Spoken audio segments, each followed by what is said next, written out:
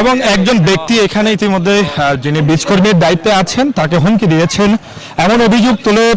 যারা পুলিশ আছে পুলিশ তাকে ইতিমধ্যে হেফাজতে নিয়েছে এবং পরবর্তীতে আসলে কি হুমকি দিয়েছে বা কে জানিয়েছে সেটা এখনো পর্যন্ত নিশ্চিতভাবে বলা যাচ্ছে না।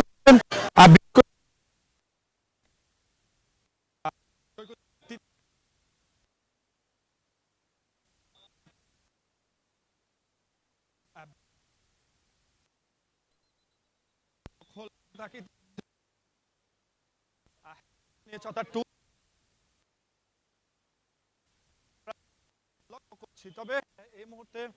তাকে গাড়িতে তোলা হয়েছে এবং পুলিশের যে ভ্যান আছে সে ভ্যানে তোলা হয়েছে এবং তাকে ইতিমধ্যে হেফাজতে নেওয়া হয়েছে।